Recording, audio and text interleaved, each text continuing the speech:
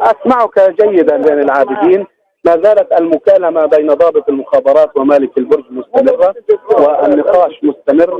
يحاول أن يطلب منه إذنا بعودة الموظفين لشبكة لأن يقوموا بإخلاء المكاتب من بعض التجهيزات الهامة، لكنه حتى الآن يرفض ويقول لا أحد سيعود إلى البناية لأنها سوف تصطف بين لحظة يا أخي أنت بتجاوبني ما بدون تسأل المسؤول. يعني أنت حكيت تسأل المسؤول، يعني أنت حكيت في الأول إنك مترجم وأنت متعاطف معنا.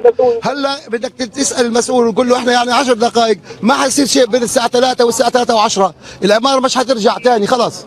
يعني احنا بدنا 4 تنفار بس 4 وكلهم لابسين الدروع، مش حيروحوا يجيبوا اجهزه قتاليه ولا حيجيبوا كاميراتهم وشغلهم. هذول كانوا في بث مباشر، يعني هي تو كلهم هي شوفهم تو رجعوا كانوا كلهم في المستشفى في مكان وين قتلوا ال10 انفار امبارح في المجزره.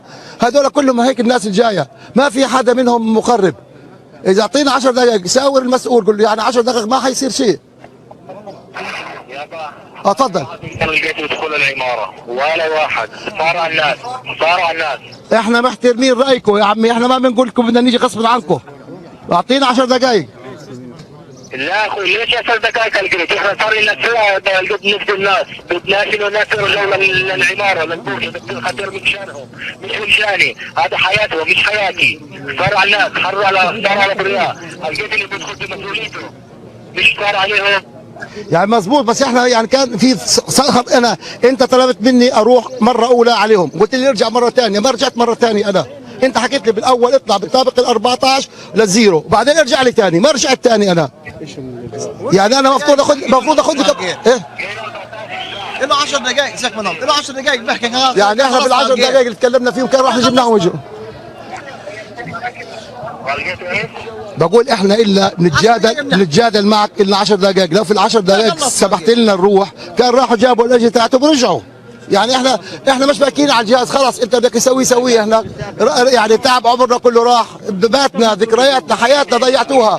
بدك تتكلمني هالوقت على كاميرا، ما بدي احكي على كاميرا خلاص، ما بدي اللي بدك اياه سويه. انا حسكر واعمل اللي بدك اياه. في رب كبير. تفضل يا ابا صل على النبي. اللهم صل على سيدنا محمد. لقيت في ناس بالبرج ولا لا؟ لا ما في ناس. لا ما في ناس. لا ما في ناس. لا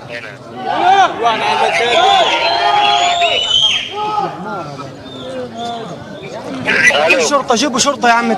واحد من سيارته. برافو عليك يا حاج اللي حكيت له اياه. يعني ربما التكتيك الهندسي إن صح التعبير الذي تتبعه الطائرات الحربية الإسرائيلية أو سلاح الهندسة في جيش الاحتلال الإسرائيلي هو أنها تكثف عمليات القصف من الناحية الشرقية والشرقية.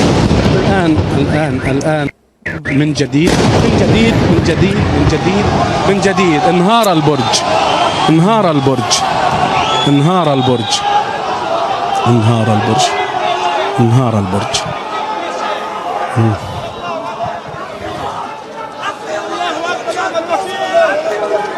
كما توقعنا ليلى، هو يعني تكتيك هندسي لجأت إلى تكثيف الصواريخ من الناحية الشرقية والشرقية الشمالية حتى يسقط الدمار وحطام هذه البناية في الشارع المجاور